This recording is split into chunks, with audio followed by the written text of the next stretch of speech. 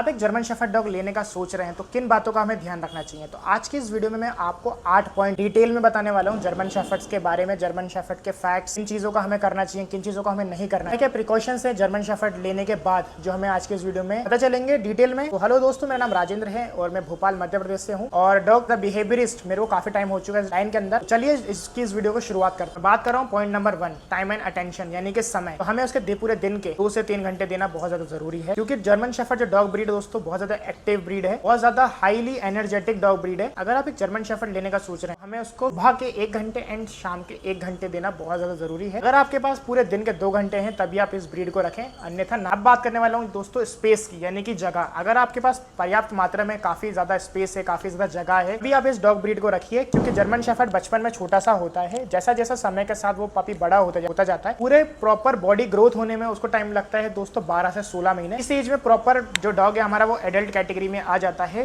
तो इस टाइम उसको काफी ज्यादा स्पेस की जरूरत होती है। अगर आपके पास पर्याप्त मात्रा में स्पेस है, यानी कि गार्डन है, टेरेस है या प्लेग्राउंड है आपके घर के आसपास, तभी आप इस डॉग ब्रीड को पालें। अगर आप एक छोटे से फ्लैट, छोटे से रूम, मल्टीपल छोटे सी स्पेस में रहते हैं तो इस ब्रीड का सपना देखना छोड़ दें, क्योंकि ये डॉग ब्रीड समय के साथ साथ काफी ज्यादा बड़ी होती है, तो इसको काफी ज्यादा स्पेस की जरूरत है। अगर आपके पास छोटा स्पेस है तो इस ब्रीड को ना पालें तो ही आपके लिए बेहतर होगा। तो ये है पॉइंट नंबर 3, जो सबसे ज्यादा इंपॉर्टेंट है, क्योंकि होता है ट्रेनिंग एंड सोशलाइजेशन। अगर हम पपी को प्रॉपर टाइम पे ट्रेनिंग दिलवाएं या ट्रेनिंग दें, तो राइट एज में बताने वाला हूँ और ट्रेनिंग देना क्यों जरूरी है आज की इस वीडियो में बताऊं। तो प्रॉपर पपी को ट्रेनिंग देने की एज होती है दोस्तों, वो होती है स्टार्टिंग 6 महीने से। कोई छोटी मोटी ट्रेनिंग आप उसको 3 महीने से भी शुरुआत कर सकते हैं, जैसे कि कम सेट। लेकिन जो बेसिक ट्रेनिंग में बात करूं, जब पपी थोड़ा सा इंटेलिजेंट होता है, वो होता है प्रॉपर 6 महीने। 5 से 6 महीने में आप उसकी ट्रेनिंग शुरू कर सकते हैं। अगर आपके पास टाइम है तो आप उसको घर में भी बेसिक ट्रेनिंग देना शुरू कर सकते हैं। अगर आपके पास टाइम की थोड़ी सी कमी है तो आप अपने घर के आसपास कोई ट्रेनर देखिए, उससे प्रॉपर ट्रेनिंग करवाइए। 6 महीने के बाद आप किसी भी ट्रेनर से अपने पपी की ट्रेनिंग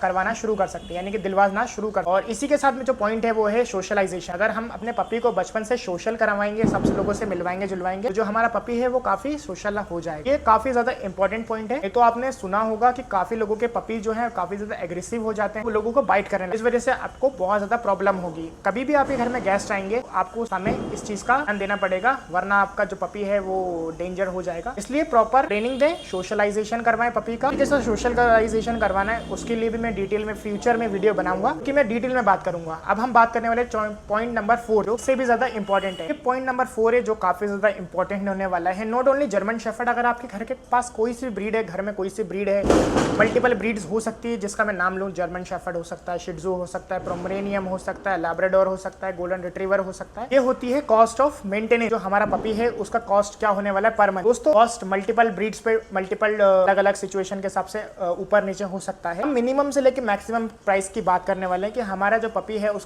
पर मंथ मेंटेनेंस क्या आता है। बात करने वाला हूँ, पहले एक्सपेंसेस गिनाने वाला हूँ मैं आपको कि क्या क्या एक्सपेंसेस मेरे पपी को लगते हैं बचपन से लेकर तो एडल्ट डॉग। सबसे पहले मैं बात करूँ फूड की, तो मार्केट में आपको फूड 100 रुपीज केजी से स्टार्ट है, जो कि 1000 रुपीज केजी तक जाता है, प्रीमियम क्वालिटी फूड। ये हो गया पॉइंट नंबर 1 फूड। सेकंड में बात करूँ ट्रेनिंग की, तो दोस्तों ट्रेनिंग का आपको पता ही है, डॉग को ट्रेनिंग आप कराएंगे तो आपके काफी ज्यादा पैसा ट्रेनिंग में जा सकते हैं। तो ऑन एन एवरेज में बात करूँ ट्रेनर की, वो 6000 से लेके तो 20,000 रुपए ले सकता है। बेसिक ट्रेनर होगा, आपको एरिया में आपको इससे कम में भी मिल सकते हैं, इसके ज्यादा का भी मिल जाता है, लेकिन हम लोग एक एवरेज प्राइस की बात करें। और हर महीने आपको पपी का डीवॉर्मिंग करना है, महीने आपको डॉक्टर के पास जाना है। आपको एक पर्सनल डॉक्टर भी हो सकता है, जिसको हम वेटनरी डॉक्टर बोलते हैं। यह पॉइंट नंबर 4, जो कि मैंने आपको बताया कि अगर आप एक पपी रखते हैं तो हर महीने आपको उसका health checkup, medicine and training, diet वगैरह के बारे में हमने पॉइंट नंबर 4 में बात करी है, जो कि सबको पता ही होगा कि हम भी अगर डॉग रखते हैं। तो इस बात से कौन कौन मेरी एग्री है वो भी इस वीडियो को लाइक करना। और अगर आपके मन में कोई भी डाउट होते हैं डॉग से रिलेटेड, कैट से रिलेटेड, मेरे को आप व्हाट्सअप कर सकते हैं, मेरे स्क्रीन पर कॉन्टैक्ट नंबर है। ये है पॉइंट नंबर 5 की, जो कि हमने 4 पॉइंट में इसको कवर कर दिया था, बट अब इसको डिटेल में हम कवर करते हैं, जो कि है हेल्थ चेकअप। अगर आप एक जर्मन शेफर्ड ब्रीड पालते हैं, नॉट जर्मन शेफर्ड, यार आप किसी ब्रीड की बात करते हैं, हम लोग स्पेशली एग्जाम्पल के तौर पर हम जर्मन शेफर्ड रख रहे हैं, जर्मन शेफर्ड। तो आपको रेगुलर हर महीने अपने वेट्स के पास जाना पड़ेगा, प्रॉपर चेकअप कराना पड़ेगा, इसमें भी आपका पैसा काफी जाने वाला है। और अब हम बात करने वाले पॉइंट नंबर 6 की, तो काफी ज्यादा इंपॉर्टेंट है। तो दोस्तों जो है जर्मन शेफर्ड है या शेडिंग वाली ब्रीड है, हर महीने आपके बाल झड़ेंगे। नोट यार, क्योंकि जो जर्मन शेफर्ड है वो लॉन्ग कोट में आते हैं, तो इसके बाल झड़ते हैं, तो आपको प्रॉपर ब्रशिंग शेडिंग करवानी पड़ेगी, एंड टाइम आने पर आपको इसको ग्रूमिंग एंड स्पा भी भेजना पड़ेगा। तो वो भी कुछ आपको देखना पड़ेगा कि हमें इस चीज का जरूर ध्यान देना है। ये था पॉइंट नंबर 6। जो मैंने आपको डिटेल में बताया जर्मन शेफर्ड। और अब हम बात करने वाले हैं पॉइंट नंबर 7 की। Point number 7, long term commitment, यानी कि लंबी जिम्मेदारी। अगर आप एक जर्मन शेफर्ड ब्रीड ले लेते हैं या कोई भी ब्रीड लेते हैं, तो वो हमारे घर में दोस्तों एक सदस्य की तरह रहता है, हमारा एज अ फैमिली मेंबर की तरह होता है, हमारे घर में सदस्य की तरह रहता है, नॉर्मल परिवार की तरह रहता है। तो हमारे को उसके सारी नीड्स को फुलफिल करना होता है। और पपी की जो एज होती है, लाइफ स्पैन की मैं बात कर रहा हूँ, वो रहती है ऑन एन एवरेज 10 साल से लेकर तो 15 साल। तो इस चीज का विशेष ध्यान रखें। आपके घर पे अगर एक पपी आप रख लेते हैं, तो आपको काफी इंपॉर्टेंट इवेंट्स हैं जो आपको हासिल करने पड़ते हैं। अगर हम कहीं जा नहीं सकते उस पपी को छोड़, तो हमें कोई ना कोई ऐसा पर्सन उसका ध्यान रखें प्रॉपर। जब हमारे घर में हमारे पास पपी होता है तो हमें उस चीज का ध्यान देना पड़ता है। हम सब लोग उस पपी को छोड़ के नहीं जा सकते और किसी को दे भी नहीं सकते, क्योंकि जिस तरीके से केयर हम करते हैं अपने पपी की, और कोई इस तरीके से केयर नहीं कर पाता। हम बोर्डिंग में भी देंगे, बट जो है ना केयर जिसका पपी होता है, वो बचपन से उसको उस तरीके से रखते हैं एज अ फैमिली मेंबर की तरह। हर चीज को टाइम पे देते हैं, उसको पानी देते हैं, खाना देते हैं, मतलब मेडिसिन देते हैं। तो हम अपने पपी की केयर करते हैं, वो कोई और कर ही नहीं सकता। इस चीज का जरूर ध्यान दें कि लॉन्ग टर्म कमिटमेंट है, तो आपको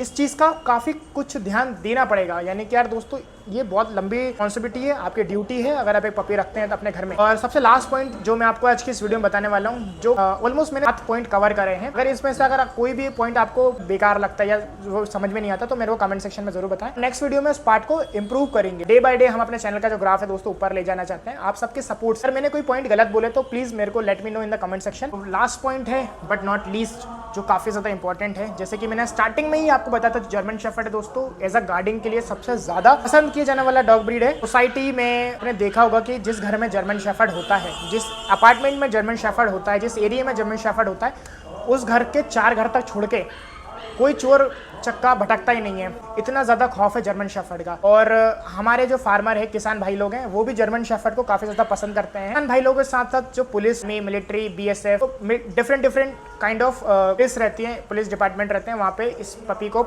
रखा जाता है। और यार मेरी फेवरेट डॉग ब्रीड है जर्मन शेफर्ड। अगर मेरे पॉइंट आपको अच्छे लगे तो वीडियो को लाइक करें, चैनल पर नहीं तो सब्सक्राइब करें। मिलते हैं ऐसे किसी नेक्स्ट वीडियो में, जब तक के लिए गुड बाय।